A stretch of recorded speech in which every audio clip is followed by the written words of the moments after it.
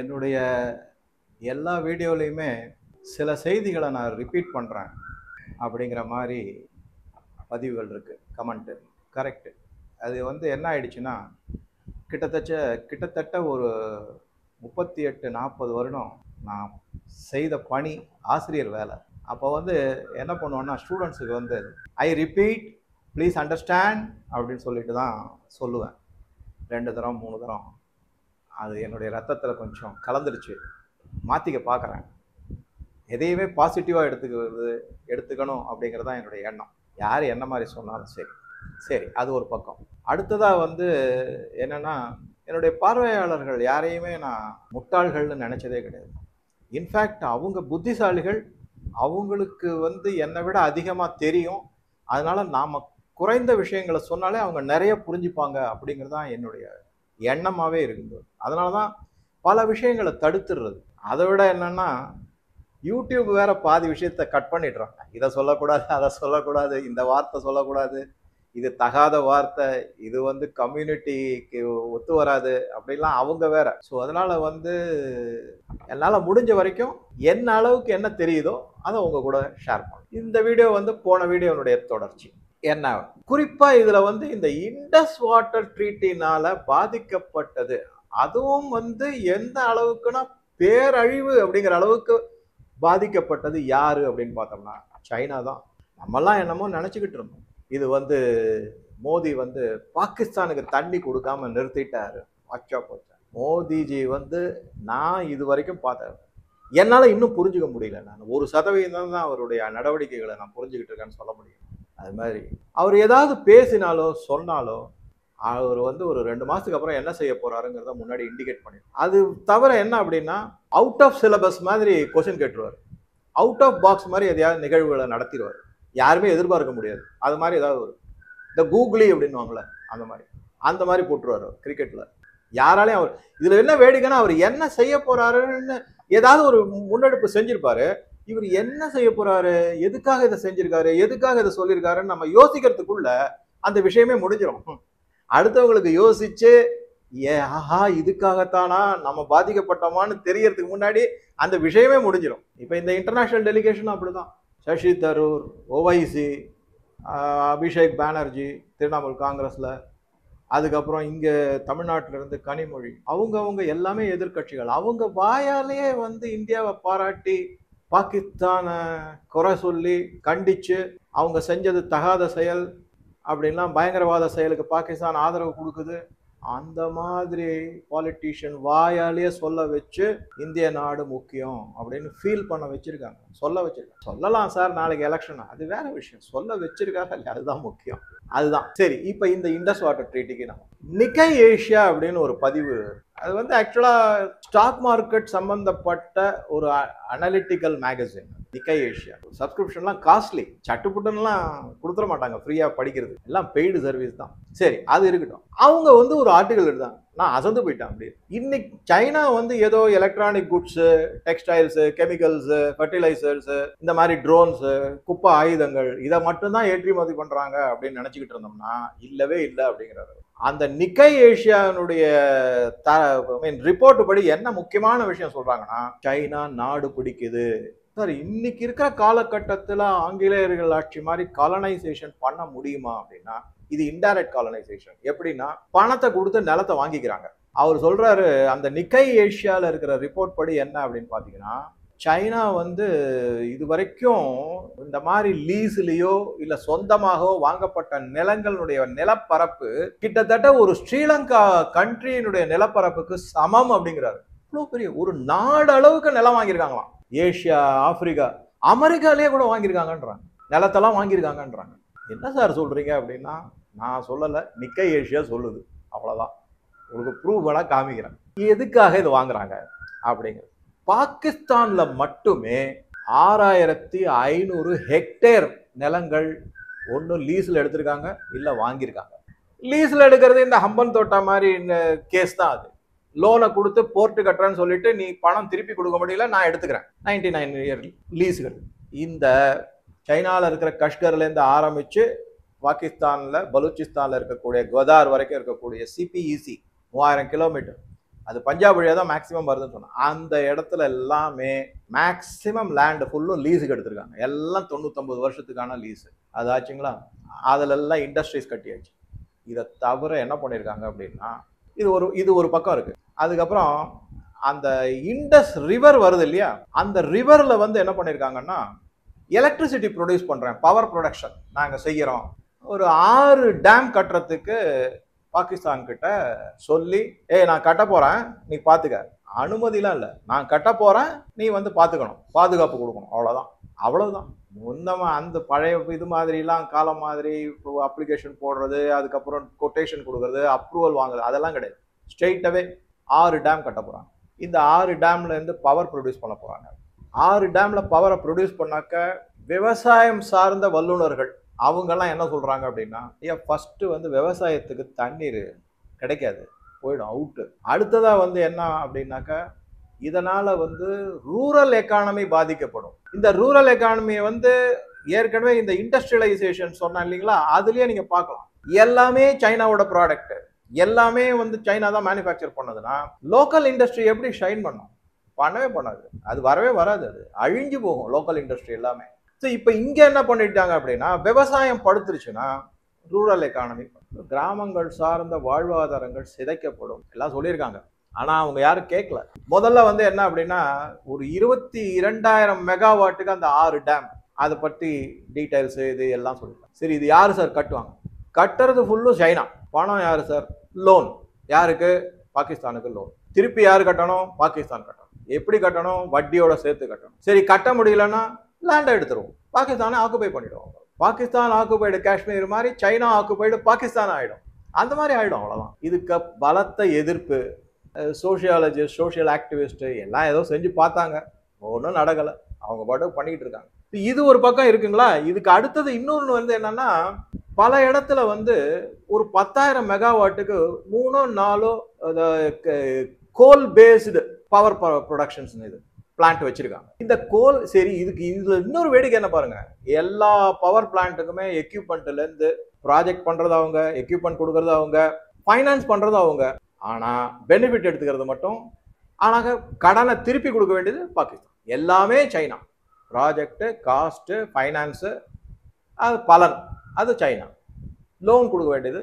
So 10,000 மெகாவாட்டில் ஒரு 3-4 கோல் based இது. அதை பற்றி ஒருத்தர் எழுதியிருக்காரு. இவங்க வந்து சைனாவில் இருக்கிற கோல் பேஸ்டு பவர் பிளான்ட்லாம் இருக்கு இல்லையா, அதெல்லாம் வந்து கைலங்கடை, அதெல்லாம் வந்து அது வந்து இனிமேல் அந்த மாதிரி கோல் பேஸ்டு பவர் பிளான்ட்டே வைக்கக்கூடாதுன்னு சுற்றுச்சூழல் பாதுகாப்பு ஆர்வலர்கள்லாம் உலக அளவில் வந்து நிறைய இதெல்லாம் இருக்கு. அதெல்லாம் கிளைமேட் இது ஓகே கண்ட்ரோல், அதை பற்றின ஆர்கனைசேஷன்கள்லாம் கடுமையாக எதிர்ப்பு தெரிவிச்சோம். அதனால என்ன பண்ணால், அங்கே இருக்கிறதெல்லாம் டிஸ்மேண்டில் பண்ணி அப்படியே பிரித்து பாகமாக எடுத்து வந்து பாகிஸ்தானில் வச்சு ப்ரொடியூஸ் பண்ண ஆரம்பிச்சிட்டாங்க. நீ கெட்ட சாவு அப்படிங்கிற மாதிரி அவங்களே கண்டம் பண்ணி, அவங்களே யூஸ் பண்ணாத ஒரு டெக்னாலஜியும் பிளான்ட்டையும் எக்யூப்மெண்ட்ஸையும் பாகிஸ்தானில் கொண்டு தலையில் கட்டியிருக்காங்க. இது ஒரு பக்கம் இருக்கு. இதுக்கு பணம் பாகிஸ்தான் கிட்ட இருந்து, பாகிஸ்தான்கிட்ட இல்லையா நான் லோன் தரேன். இதுதான் அப்படியே ஒரு சைக்கிளா வந்துகிட்டே இருக்கு. இது ஒரு பக்கம் இருக்குங்களா. இண்டஸ்ட்ரியை ஓட்டுறதுக்கு பவர் வேணும், அதனால ஹைட்ரோ எலக்ட்ரிக் பவர். மற்ற இடத்துல வந்து வேணுங்கும் போது என்ன பண்றது, இந்த கோல் பேஸ்டு பவர் ஸ்டேஷன் தன்னோடது எப்படியாவது கழிச்சு கட்டணும். அது இந்த இரிகேஷனுக்கு என்ன பண்றது, பாகிஸ்தான் கிட்ட இருந்து பஞ்சாப் வந்து நல்ல விளைச்சலான நிலங்கள் இருக்கு. ஆனா என்ன ஆச்சு அப்படின்னா, அதுக்காகத்தான் வந்து இந்த $3.3 பில்லியன் அமைக்கப்பட்ட, செயற்கையாக அமைக்கப்பட்ட சிந்து மாகாணத்துல நல்ல வளம், அதாவது நான் சொல்றது வந்து வேளாண் வளம் இருக்காங்க, வேளாண்மை செய்யறது. சைனால பெரிய பிரச்சனை என்ன அப்படின்னா, அவங்க கிட்ட வந்து அக்ரிகல்ச்சரல் லேண்ட் வந்து ரொம்ப கம்மி, பாப்புலேஷன் வேற அதிகம், சாப்பிட்றதுக்கு பெரிய பிரச்சனை தான். உணவு தட்டுப்பாடு இல்ல குறைபாடு, தட்டுப்பாடுன்னு சொல்றதை விட உணவு குறைபாடு. இந்தியா மாதிரி உணவுப் பொருட்கள்ல தன்னிறைவு பெற்று அடுத்த நாட்டுக்கு ஏற்றுமதி செய்யறதுக்கு அளவுக்கு நம்ம கிட்ட தன்னிறைவு இருக்கு. சைனா கிட்ட அது கிடையாது. அவங்களுக்கு உணவு தட்டுப்பாடு எப்போ இருந்துகிட்டே இருக்கும், குறைபாடு இருந்துகிட்டே இருக்கும். அதனால அவங்க என்ன பண்ணிருக்காங்கன்னா, அமெரிக்கா முதற்கொண்டு அக்ரிகல்ச்சரல் லேண்டை வாங்கி, ஆப்பிரிக்காலெல்லாம் அந்த நிக்கை ஆர்டிக்கலை படிச்ச போது ஸ்வாட்ஸ் ஆஃப் லேண்ட் வாங்கியிருக்காங்க ஆப்பிரிக்காவில். அது எல்லாத்துக்கும் இந்த மின்சார வேலியை போட்டு, அனிமலும் வர முடியாது, ஆளும் வர முடியாது, அந்த மாதிரி வச்சு அங்க உற்பத்தி எல்லாம் செஞ்சு அந்த விவசாய பொருட்கள் எல்லாம் சைனாவுக்கு எடுத்துட்டு போறாங்க, உணவுப் பொருட்கள் அத்தனை. அதே கதை தான் இப்ப பாகிஸ்தான்லயும் வந்து சேர்ந்துருக்கு. ஸோ இப்போ இந்த மாதிரி இவங்க செய்யும்போது விவசாய பொருட்கள் எல்லாத்தையும் என்ன பண்றாங்க, தன்னுடைய நாட்டுக்கு எடுத்துக்கிட்டு போறாங்க. இது தெளிவா தெரிஞ்சு போச்சு இது பாகிஸ்தான் எந்த மாதிரி செய்யறாங்க அப்படின்னு. சரி, இதற்காக இந்த அக்ரிகல்ச்சரல் முன்னெடுப்புகள்லாம் இருக்கு இல்லைங்களா, சைனா செஞ்சிருக்கிறது, அதுக்கு அவங்க என்னென்னலாம் செஞ்சிருக்காங்க பாருங்களேன். என்னென்னலாம் சொல்றாங்கன்னா, நான் படிச்ச ஆர்டிகிள்ல இருந்து தான் சொல்றாங்க. விதைகள் அது சைனா கொடுக்கும், அவங்களுடைய டெக்னாலஜியை யூஸ் பண்ணிப்பாங்க. அந்த விதை சார்ந்த டெக்னாலஜி எல்லாமே சைனாவோட டெக்னாலஜி. அது பாகிஸ்தான்ல இருக்கிறவங்க யாருக்கும் எதுவும் சொல்ல மாட்டாங்க, தெரியாது, எல்லாமே ரகசியம். அதுக்கப்புறம் வந்து அந்த விளைந்து வரது வந்து இந்த ப்ராசஸிங்லாம் இருக்கு இல்லையா, அக்ரிகல்ச்சரல் ப்ராசஸ் இருக்கு இல்லையா, அது எல்லாமே சைனா தன் ஆளை வச்சு தான் செய்யறாங்க.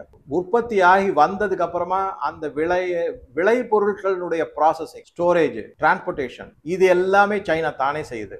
அதுக்கப்புறமா வந்து ஃப்ரூட்ஸ், வெஜிடபிள்ஸ் எல்லாம் ப்ராசஸ் பண்ணி அந்த பல நாட்கள் கெடாமல் இருக்கிறதுக்கான இதெல்லாம் பண்ணுது. அந்த ஷெல்ஃப் லைஃப் இன்க்ரீஸ் பண்றது, ப்ராசஸ்டு ஃபுட்டு, ஃப்ரோசன் ஃபுட்டெல்லாம் அது எல்லாமே சைனா தான் பண்ணுது. எல்லாம் செஞ்சு சைனா நாட்டுக்கு எடுத்துட்டு போறாங்க. இதுக்கப்புறம் என்ன அப்படின்னா, fertiliser plant, chemical plant, pesticides plant எல்லாமே அங்க போட்டிருக்காங்க, பாகிஸ்தான்லயே வச்சிருக்காங்க. ஸோ அதுல இருந்து ஃபெர்டிலைசர், பெஸ்டிசைட்ஸ் எல்லாமே இந்த லேண்ட் அக்ரிகல்ச்சர் ப்ரொடியூஸுக்கு யூஸ் பண்ணிப்பாங்க, அதுக்கு யூஸ் பண்ணிப்பாங்க. அங்க இருக்கிற மக்களுக்கு கிரெடிட் ஃபெசிலிட்டி கொடுத்துருவாங்க. ஸோ தட் பாகிஸ்தான் வந்து கடன் சுமையில மூழ்க வைக்கிறதுக்கு அந்த முன்னெடுப்பு ஆயிடுச்சு. சரி, இதுக்கு அப்புறமா என்ன பண்ணுவாங்கன்னா, எல்லாத்தையும் எடுத்ததுக்கு அப்புறமா மார்க்கெட்டிங்கும் தான் எடுத்துப்பாங்க. சில பொருட்களை வந்து மிகப்பெரிய மால்கள் வச்சு அதுல வந்து அதிக விலைக்கு பேக்கேஜ்டு ஃபுட்டா பாகிஸ்தான்லேயே விற்கிறாங்க.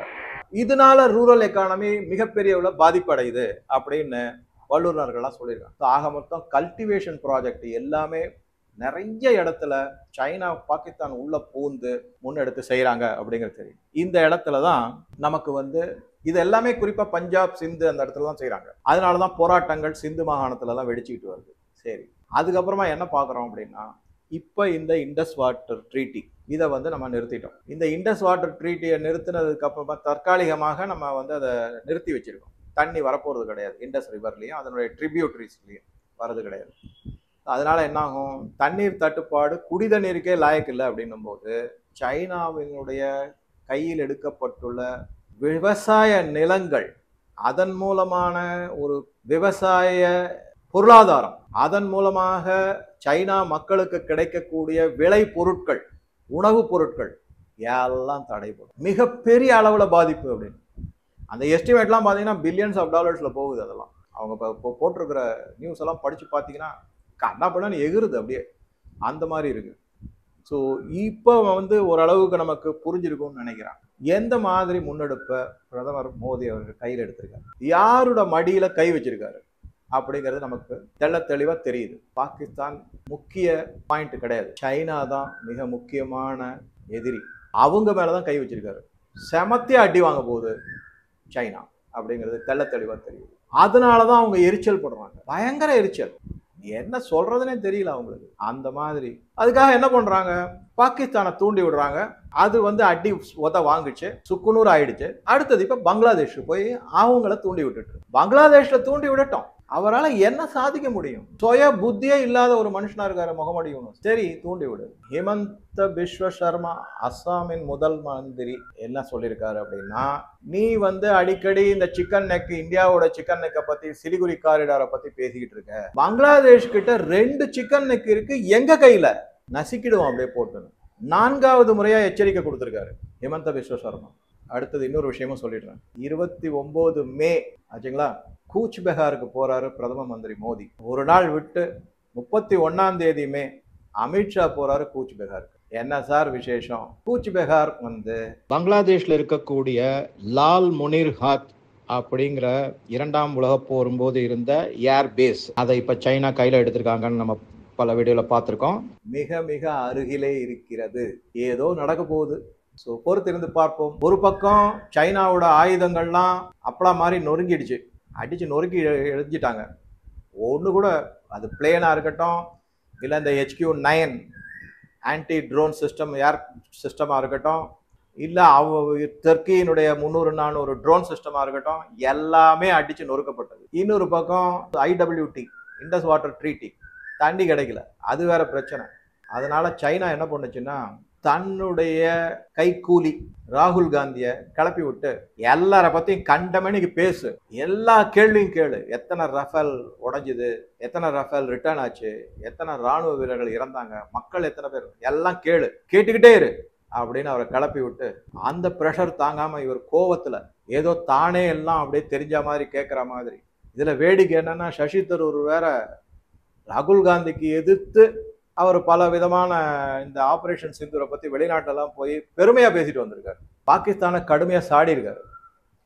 ராகுல் காந்தியால ஒண்ணுமே செய்ய முடியல, உளறிக்கிட்டு இருக்கு. ஆனா அவர் எவ்வளவுக்கு எவ்வளவு உளர்றாரோ அவ்வளவுக்கு அவ்வளவு நல்லது. ஏன்னா மக்கள் புரிஞ்சுப்பாங்கல்ல. வெகு சீக்கிரத்துல புரியாத ஒரு கூட்டம் இருக்கு, அது இல்லைன்னு சொல்ல முடியாது. உங்க கருத்துக்களை பதிவிடவும் நன்றி, வணக்கம்.